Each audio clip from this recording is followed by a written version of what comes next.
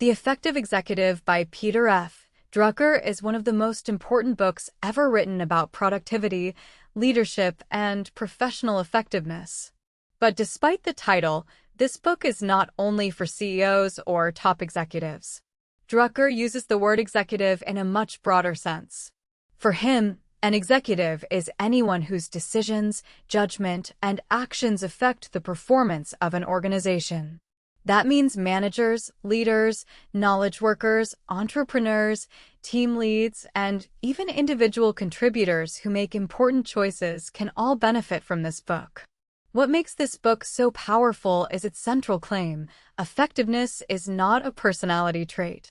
It is not something reserved for geniuses, extroverts, or naturally gifted leaders. It is a set of habits.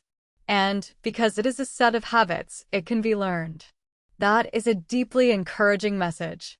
It means that being useful, dependable, and impactful at work is not mainly about talent. It is about discipline, focus, and the ability to use your time, strengths, and decisions wisely. Drucker wrote this book in a very direct style. He is not interested in hype, motivational slogans, or clever life hacks. He is interested in one thing: how to produce meaningful results in a world full of demands, distractions, and limited time. He starts from a realistic view of work. Most professionals are busy. Most are interrupted constantly. Most are surrounded by meetings, messages, requests, and responsibilities. Yet busyness alone does not create value. Activity is not the same as contribution. This is where Drucker's message becomes timeless. He asks a question that still matters today: how can a person who lives in a world of constant pressure become truly effective? His answer is not to work longer hours or try to do everything. His answer is to think clearly about where time goes, what really matters, where your strengths are, and what decisions will produce the greatest contribution. That is why this book still matters. It cuts through noise and reminds us that effectiveness is a discipline. It is built through deliberate habits. And if you can develop those habits, you can become far more valuable in your work and much more intentional in the way you lead your life. One of Drucker's most important ideas is that effectiveness can be learned. This may sound simple, but it changes the whole way we think about success at work. Many people assume that high performers are simply born with natural ability. They imagine that great leaders are naturally decisive, naturally organized, naturally productive, or naturally influential. Drucker pushes back against this idea. He argues that intelligence, imagination, and knowledge are not enough by themselves. A brilliant person can still be ineffective. A knowledgeable person can still waste time. A creative person can still produce little of value. What matters is whether those qualities are turned into results. And that requires effectiveness. This is what makes the book so practical. Drucker is not asking whether someone is impressive. He is asking whether they actually contribute. Do they produce outcomes that matter? Do they make sound decisions? Do they focus on what is important? Do they use their time and strengths in ways that help the organization move forward? The encouraging part is that these are not mysterious talents. They are practices. They can be studied. They can be trained. They can be improved. In Drucker's view, effective executives follow a few core habits consistently. They know where their time goes. They focus on outward contribution. They build on strengths. They concentrate on a few important areas. And they make effective decisions. This matters because many professionals spend years trying to become more productive by improving speed rather than judgment. They look for tools to move faster, answer more messages, attend more meetings, and manage more tasks. But Drucker's standard is different. He does not ask, how can you do more things? He asks, how can you do the right things that create real results? That shift is powerful. It moves attention away from appearance and toward contribution. It reminds us that being overwhelmed is not a badge of honor. Being effective means creating value where it matters most. So from the beginning, Drucker gives the reader a serious but hopeful message. You do not need to wait to become naturally gifted. You do not need a new personality. You need habits of effectiveness. Once you accept that, improvement becomes possible. You can train yourself to think better, focus better, and contribute more. That is the foundation of the entire book. Drucker begins his framework with time, because time is the scarcest resource in any professional life. Money can be borrowed. Staff can be hired. Systems can be improved. But time is fixed. Once it is gone, it cannot be recovered. That is why effective people do not begin with tasks. They begin with time. His first insight is that most people do not really know where their time goes. They have assumptions. They think they know what their week looks like. But when they actually track their time honestly, they often discover a very different reality. Their days are fragmented. Meetings consume more energy than expected. Interruptions are constant. Small tasks pile up. Time disappears into activities that feel necessary but create little value. Drucker argues that if you want to become effective, you must first record your time. Not estimate it. Not imagine it. Record it. This is important because self-deception is easy. People say they care about strategic work, but their calendar may show almost no time for it. They say they value thinking, planning, and leadership, but their hours may be spent almost entirely reacting. Once time has been recorded, the next step is to manage it. That means eliminating waste, reducing low-value demands, and questioning activities that no longer justify the time they consume. Some work may be delegated. Some meetings may be unnecessary. Some reports may no longer matter. Some habits may survive only because nobody has challenged them. Drucker then emphasizes the importance of consolidating time into larger blocks. This is a powerful idea. Important work often requires concentration. Deep thought cannot happen in 5-minute fragments. Good decisions need uninterrupted time.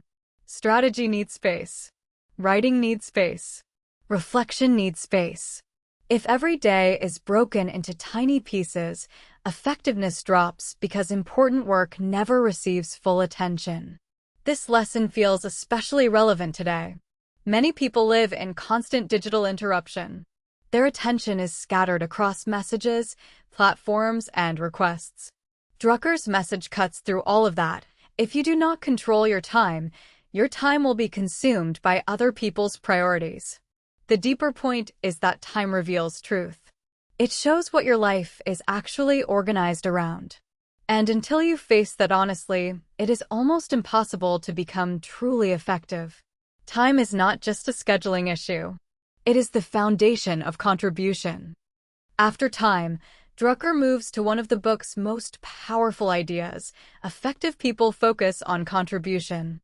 This may be the central mindset shift in the entire book. Many workers focus mainly on effort, activity, or internal tasks. They ask, what do I need to finish today? What is on my list? What does my role require? Drucker wants a different question. What contribution can I make that will truly matter? This changes how work is approached. Instead of simply being busy, you begin thinking about results. Instead of asking only what needs to be done, you ask what outcome is needed. Instead of measuring yourself by how hard you worked, you measure yourself by what value you helped create. Drucker believes that this outward focus is what separates effectiveness from mere motion. Organizations do not benefit because someone felt busy all day. They benefit because something meaningful improved. A problem was solved. A decision was made. A customer was served better. A team became stronger. A system became clearer. A priority moved forward. This principle also changes behavior inside teams. When people think in terms of contribution, they communicate more clearly, collaborate more intelligently, and take more responsibility for the bigger picture. They stop seeing their job as a private territory and start seeing it as part of a larger mission. Drucker encourages readers to ask questions like these: what can I contribute that will significantly affect the performance of this organization? Where can my work create the greatest value? What results are expected from me, and which ones matter most? These are strong questions because they push you beyond routine and toward purpose. This mindset also reduces wasted effort. A person can work extremely hard on something that makes little difference. Contribution helps filter priorities.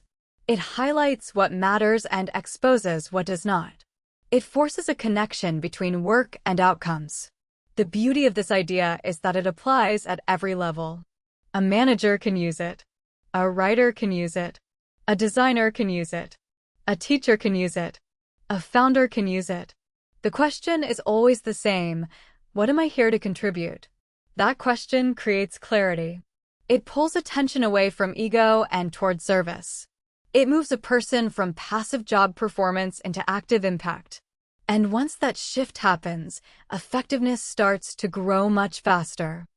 Another major lesson in the effective executive is that effective people build on strengths. They do not ignore weaknesses completely, but they refuse to organize life around fixing every flaw. Drucker believes that strong performance comes from developing what people do well and placing them where those strengths can produce results. This is an important idea because many organizations spend too much time trying to correct weakness instead of multiplying strength. They focus on what is missing. They become obsessed with what people cannot do. As a result, they often overlook the unique abilities that could create real value. Drucker argues that no person is perfect. Every individual has limitations. Waiting for an all-around ideal person is unrealistic. The real question is whether a person's strengths are strong enough and relevant enough to make a meaningful contribution. If the answer is yes, then those strengths should be developed and used. This principle applies in several directions. First, you should understand your own strengths. What kind of work do you do especially well? Where do you create unusual value? What problems do you solve better than most people? Which tasks energize you rather than drain you? These questions help reveal the areas where your contribution can become strongest. Second, leaders should look for strengths in others.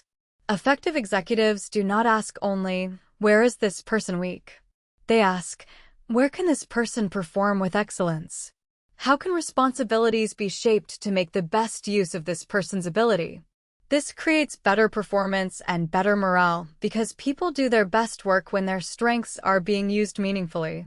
Drucker also warns that people often staff roles based on familiarity, convenience, or minimal competence instead of genuine strength.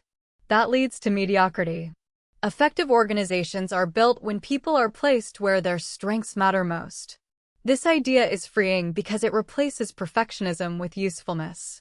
You do not need to be excellent at everything. You need to know where your strength lies and apply it where it counts.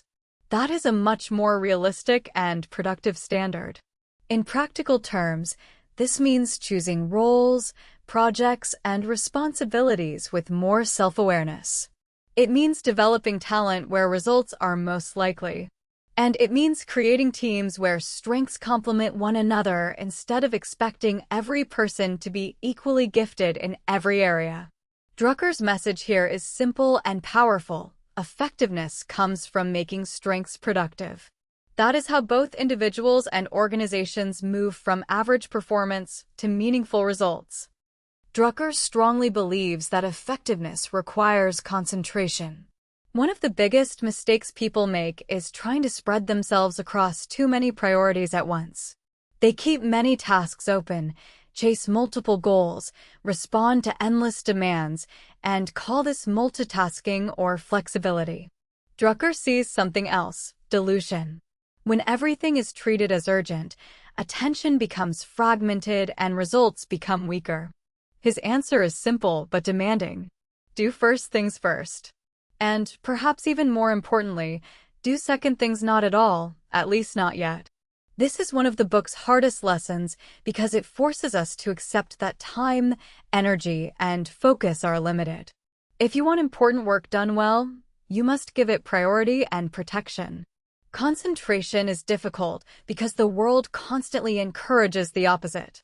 There are always more requests, more opportunities, more unfinished tasks, more messages, more meetings, and more pressures. Saying yes to all of them creates the illusion of responsiveness, but it usually destroys depth and effectiveness. Drucker argues that important results usually come from sustained attention on a small number of meaningful priorities. A scattered person may stay busy all day, but a concentrated person is more likely to move something important forward.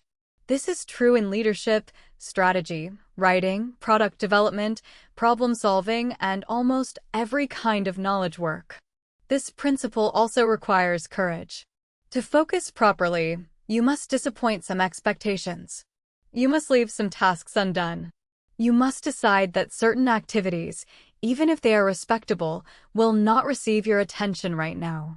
That can feel uncomfortable, but without that discipline, the most valuable work is constantly delayed. Drucker is not arguing for laziness or neglect. He is arguing for sequence. There are many things that may deserve attention eventually, but not all at once.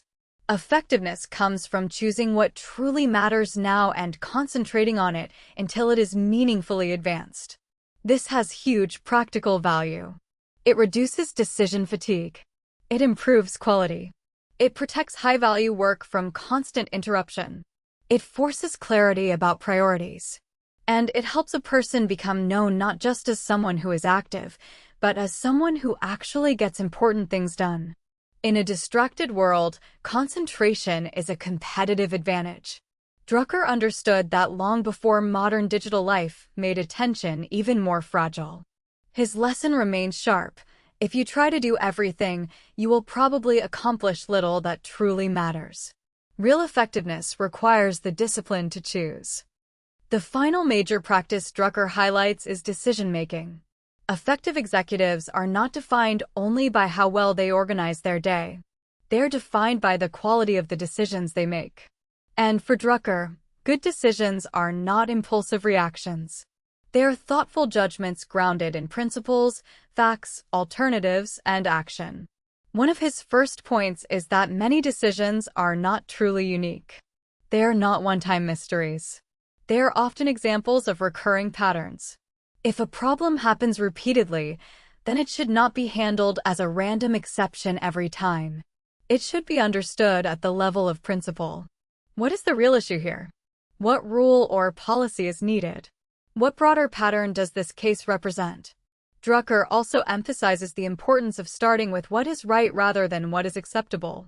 This is a subtle but important difference.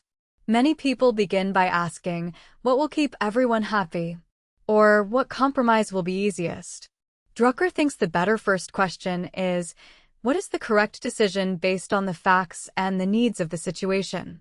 Only after that should implementation and compromise be considered. He also insists on disagreement. That may sound surprising, but Drucker believes a serious decision should not be made without considering alternatives and opposing views. If everyone agrees too quickly, it may mean the issue has not been examined carefully enough. Disagreement helps test assumptions and reveals weak thinking. Another essential idea is that a decision is not finished until it leads to action. This is one of Drucker's most practical insights. Many organizations make elegant decisions on paper that produce no change in reality. Why? Because nobody clarified who will act, what steps are required, when they must happen, and how follow-through will be measured. A decision without execution is only an intention. This makes Drucker's view of decisions very grounded. He is not impressed by complexity. He wants clarity. What is the issue? What are the facts? What are the alternatives? What principle is involved? What action follows? Who is responsible? Those questions turn decision-making into a disciplined process rather than a dramatic event. This principle matters at every level of work and life. Career choices, hiring choices, strategy choices, product choices, even personal choices all improve when decisions are made thoughtfully and carried through fully. Drucker's message is that effectiveness is revealed through results, and decisions are one of the main ways those results are shaped. One reason the effective executive remains so relevant is that Drucker deeply understood the challenges of knowledge work. He knew that people whose main tool is judgment rather than manual labor face a special kind of difficulty. Their work is less visible, less structured, and more vulnerable to interruption. A factory worker may see exactly what was produced. A knowledge worker often deals in decisions, communication, planning, analysis, and coordination, all of which can easily be swallowed by meetings and demands. Drucker does not pretend that organizations can function without interaction. In fact, he knows that executives depend heavily on other people. They must coordinate, persuade, communicate, and align efforts. But he also sees the danger. Because they depend on others, their time becomes vulnerable to other people's schedules and priorities.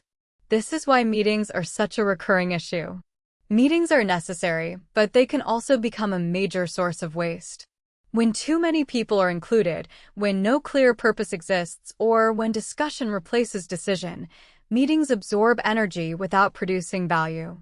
Drucker would likely say that meetings should serve work, not become the work. He also observes that executives live in a world where many demands arrive uninvited. People bring problems, requests, updates, and expectations throughout the day. This means effectiveness requires more than intelligence. It requires the ability to stay grounded amid constant pulls on attention. That is why his focus on time, contribution, concentration, and decision-making fits knowledge work so well. These habits help a person remain useful in an environment that naturally creates fragmentation. They create structure where work is otherwise abstract and messy. This lesson is especially useful today, when digital communication has made interruptions even more constant. Messages arrive instantly. Meetings multiply. Collaboration tools keep work permanently open. Drucker's framework becomes even more valuable in that kind of environment because it helps people resist drift and stay focused on contribution. His realism is refreshing. He does not promise a world without demands. He teaches how to operate effectively inside a demanding world. That is a big difference. He accepts that executives are surrounded by pressure, complexity, and dependence on others. The challenge is not to eliminate that reality, but to remain effective within it. As the book develops, Drucker keeps returning to one deeper question: what makes an executive truly valuable? His answer is not charisma, charm, intelligence, or authority alone. It is the ability to convert knowledge, judgment, and responsibility into results that matter. This is important because many workplaces confuse visibility with value. They admire people who speak confidently, stay extremely busy, or appear indispensable. But Drucker is not impressed by appearance. He wants to know whether a person actually contributes in a meaningful way. A truly valuable executive understands the mission of the organization and aligns their effort with it. They do not disappear into private busyness. They think about what the organization needs from them. They take responsibility for outcomes, not just duties. They use their role to strengthen the performance of others, clarify priorities, and move important decisions forward. This kind of value also depends on maturity. Effective executives do not need constant supervision to tell them what matters. They learn to think independently. They judge where their time and attention should go. They know when to say no. They know when to act. And they understand that their role is not simply to be occupied, but to be useful. Drucker's standard is demanding because it ties value to responsibility. If you have knowledge, position, or influence, then your job is not merely to perform tasks. Your job is to make that knowledge count for something larger than yourself. That could mean improving a team, solving key problems, creating better systems, making stronger decisions, or raising the level of performance around you. This also means that effectiveness is deeply connected to character. A person must be honest enough to see reality, disciplined enough to focus, humble enough to build on strengths, and courageous enough to make decisions. In that sense, the book is not only about management. It is also about self-management.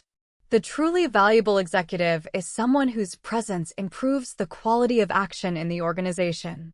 They help things become clearer, stronger, and more effective.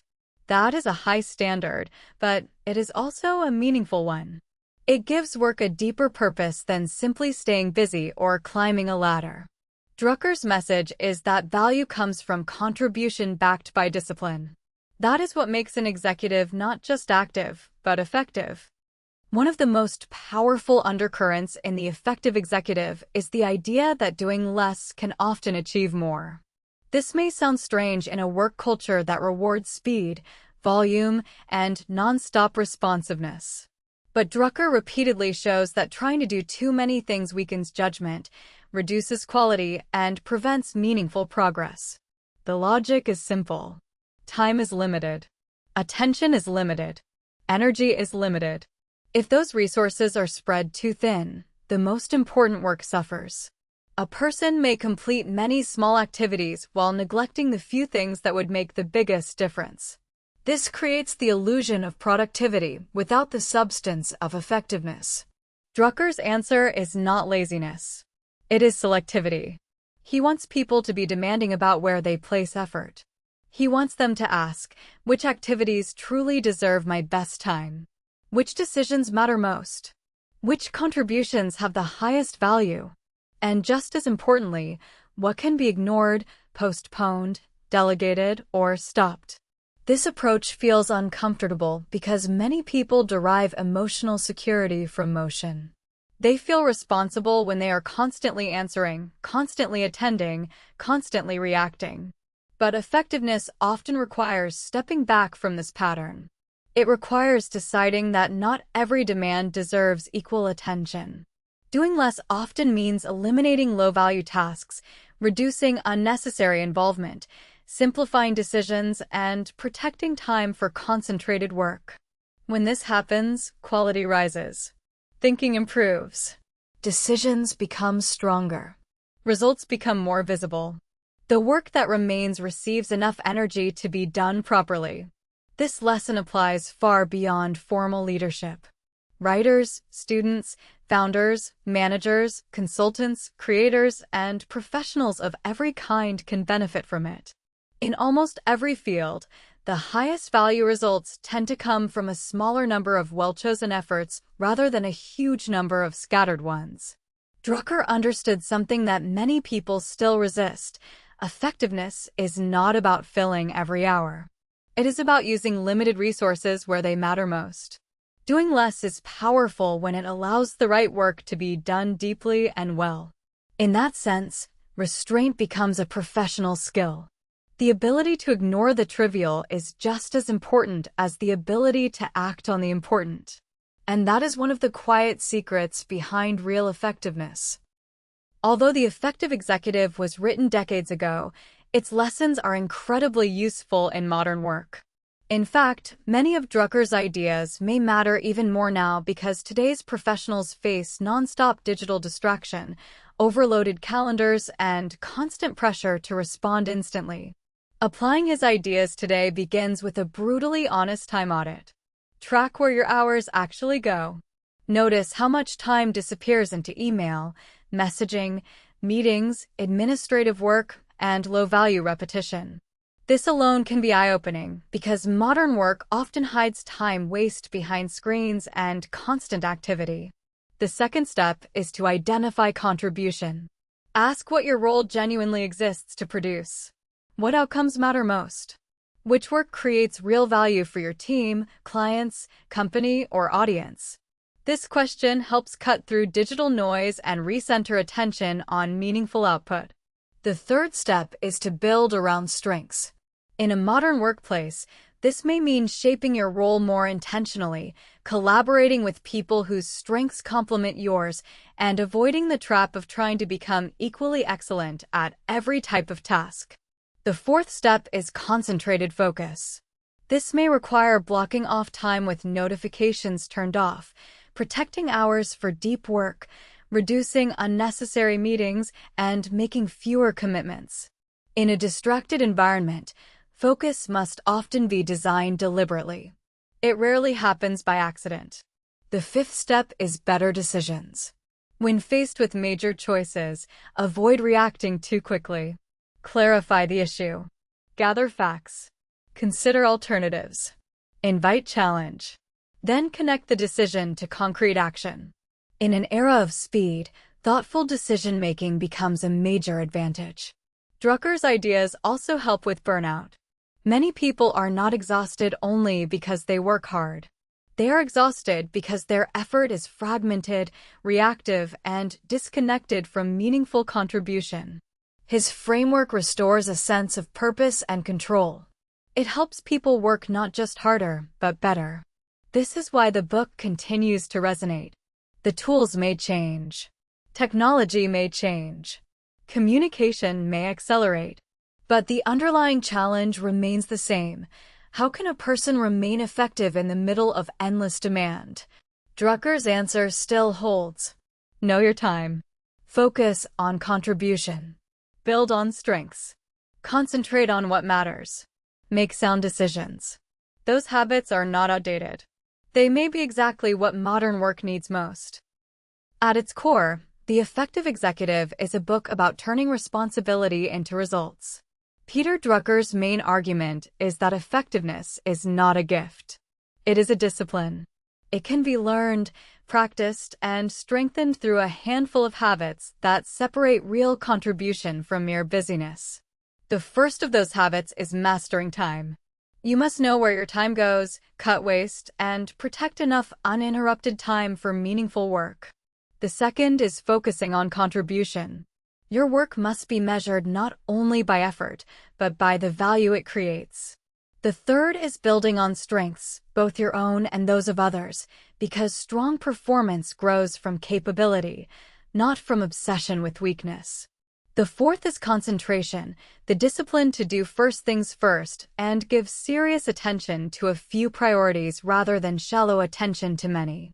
The fifth is decision-making, the ability to think clearly, judge wisely, and connect choices to action.